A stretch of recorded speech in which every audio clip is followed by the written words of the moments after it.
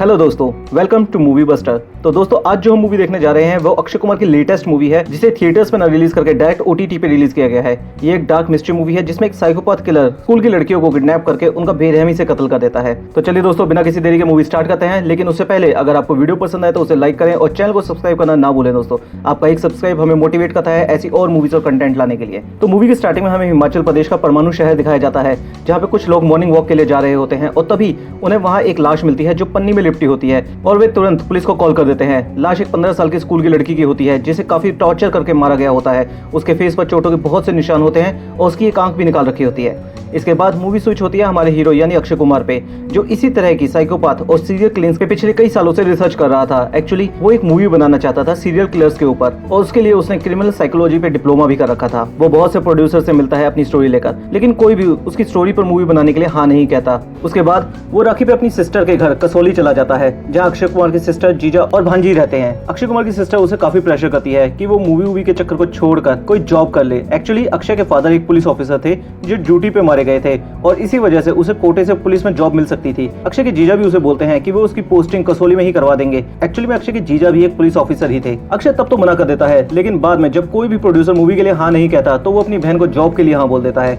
उसके बाद दिखाया जाता है कि वो एक बेसिक सा एग्जाम और ट्रेनिंग करके कोटे से 2 स्टार ऑफिसर बन जाता है यानी कि सब इंस्पेक्टर। और जैसा कि अक्षय के जीजा ने कहा था वो उसकी पोस्टिंग भी कसौली में ही अपने थाने में करवा देते हैं। अक्षय को ज्वाइन करे एक ही दिन हुआ होता है और दूसरे ही दिन स्कूल की एक लड़की किडनैप हो जाती है। उसके बाद उसके पेरेंट पुलिस में कंप्लेन करवाने आते हैं जहाँ थाने की एसएचओ उनकी बात सुन रही होती है। बाकी ऑफिसर भी वहीं खड़े होते हैं और अक्षय भी पूरा केस सुन लेते हैं। उसके बाद वो अपने जीजा को बोलते हैं कि वो एसएचओ से बात करके उन्हें इस केस में डलवा दे। अक्षय के जीजा उसे मना कर देते हैं क्योंकि वो अभी अभी नया ज्वाइन हुआ होता है। मूवी में आगे दिखाया जाता है कि अक्षय अपनी भांजी के साथ स्कूल जाते हैं जहां अक्षय को पहली बार रकुल प्रीत दिखाई देती है जो कि अक्षय की भांजी की स्कूल टीचर होती है। अक्षय को लव एट फर्स्ट साइट हो जाता है और उसके बाद फिर एक वही गाना स्टार्ट हो जाता है जो अक्सर बॉलीवुड में होता ही है। उसके बाद नेक्स्ट सीन में हमें दिखाया जाता है कि अक्षय ने जिन केसेस की सर्जरी की थी अपनी मूवी बनाने के लिए, इस मर्डर का पैटर्न उनमें से किसी एक से मिलता है। अगले दिन जब वो थाने जाता है तो वो देखता है कि एसएचओ एक लड़के से पूछताछ कर रही होती है जिसपे उन सबको शक होता है।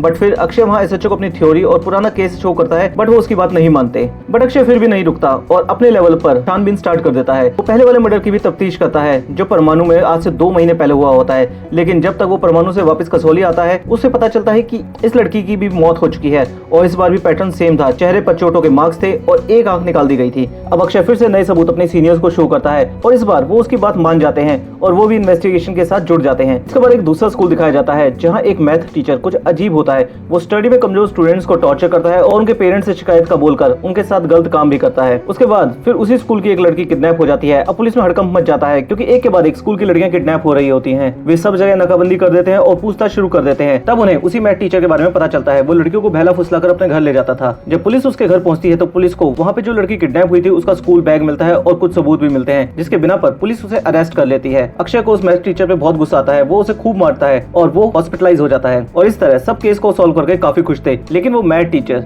एसएचओ की गन छीनकर वहाँ से निकलने की कोशिश करता है, लेकिन अक्षय उसे मार देता है। लेकिन तभी अक्षय के पास उसकी बहन का कॉल आता है कि इस बार अक्षय की भांजी पायल को किसी ने किडनैप कर लिया है। ये सुनकर सब पुलिस वालों के हाथ पैर फूल जाते हैं। वो समझ जाते हैं कि असली किलर अभी भी आजाद घूम रहा है। पुलिस हर तरफ पूछताछ और निगरानी कर रही होती है बट फिर भी कोई सुराग नहीं मिलता और 2 दिन के बाद अक्षय की भांजी की लाश उन्हें अपनी ही गाड़ी में मिलती है और इस बार भी पैटर्न वही सेम था। गलत आदमी को पकड़ने और गोली चलाने के लिए अक्षय को सस्पेंड कर दिया जाता है। अक्षय जॉब जाने से ज्यादा अपनी भांजी के मरने से दुखी था, लेकिन अक्षय की सिस्टर उसे प्रॉमिस लेती है कि अब और कोई भी लड़की मरनी नहीं चाहिए। अक्षय जो पहले से सस्पेंड था वो फिर से अपने लेवल पे छानबीन स्टार्ट कर देता है। अब अक्षय के हाथ एक और क्लू लगता है। एक्चुअली उसकी भांजी के किडनैप होने से पहले एक और लड़की किडनैप हुई थी और उसके पास एक इयरिंग डिवाइस थी जिसके अंदर सब कुछ रिकॉर्ड होता था। वो लड़की के जमा सामान में से वो इयरिंग डिवाइस निकालता है और उसे सुनता है जिसमें उसे एक अलग सा म्यूजिक सुनाई देता है। अक्षय उस म्यूजिक को लेकर काफी सारे म्यूजिक कंपोजर्स के पास जाता है, लेकिन कोई भी उस म्यूजिक को आइडेंटिफाई नहीं कर पाता। फिर वो एफएम पे जाता है और वहाँ पर वो म्यूजिक बजवाता है और अनाउंस करता है कि जो भी उस म्यूजिक के बारे में बताएगा उसे एक गिफ्ट वाउचर मिलेगा। कई कॉल्स आने के बाद एक लड़की म्यूजिक को आइडेंटिफाई कर लेती है। वो बताती है कि एक मैजिशियन है जिसने कुछ दिन पहले उनके स्कूल में परफॉर्म किया था और उसने यही म्यूजिक पियानो पर बजाया था। अब अक्षय उस स्कूल का नाम पूछकर वहाँ पहुंच जाता है और वहाँ की वीडियो रिकॉर्डिंग निकलवाता है जिसमें वो देखता है कि एक म्यूजिशियन जो पियानो पे परफॉर्म कर रही होती है वो सेम म्यूजिक बजा रही होती है। अब वो ये सब डिटेल्स लेकर अपने एसएचओ के पास जाता है और सब बता देता है। उसके बाद एसएचओ और बाकी पुलिस उसका साथ देने के लिए राजी हो जाते हैं। उसके बाद जब वो पैटर्न चेक करते हैं तो उन्हें पता चलता है कि जिस भी स्कूल में उस मैजिशियन ने परफॉर्म किया था उसके एक दिन बाद वहाँ से लड़की किडनैप हो जाती थी और वो उसी लड़की को किडनैप करती थी जिसे वो वॉलंटियर करने के लिए अपनी स्टेज पर बुलाती थी। इसके बाद वो पता लगाते हैं कि पूरे हिमाचल में अब किस स्कूल में मैजिक शो होने वाला है। तब उन्हें पता चलता है कि अभी 2 दिन पहले ही एक स्कूल में मैजिक शो हुआ है। वे स्कूल में पहुंच जाते हैं और जिस लड़की को उस मैजिशियन ने वॉलंटियर के लिए बुलाया होता है उसे सेल्फ डिफेंस की टिप्स देते हैं, लेकिन उसे ये नहीं बताते कि वो किडनैप होने वाली है, क्योंकि वो उस किलर को रंगे हाथों पकड़ना चाहते थे। और जब स्कूल की छुट्टी होती है तो पुलिस वाले उस लड़की का पीछा करने लगते हैं। फिर वही होता है, वो मैजिशियन उस लड़की को किडनैप कर लेती है और भीड़ में फंस जाने की वजह से पुलिस उसे रोक नहीं पाती। बट अक्षय ने जो सेल्फ डिफेंस के टिप्स दिए होते हैं उसके हिसाब से वो लड़की अपने फोन को साइलेंट करके अपने सॉक्स में छुपा लेती है और उसकी जीपीएस लोकेशन को ट्रैक करके पुलिस वहाँ पहुंच जाती है। अक्षय उस लड़की को तो बचा लेते हैं, लेकिन किलर वहाँ से भागने में कामयाब हो जाती है। उसके बाद वो पूरे कसौली को सील कर देते हैं ताकि वो शहर से बाहर ना जा सके। लेकिन तब तक किलर रकुलप्रीत के घर पहुंच जाती है, जहाँ रकुलप्रीत अपनी भतीजी के साथ अकेले होती है। वो किलर रकुलप्रीत को घायल कर देती है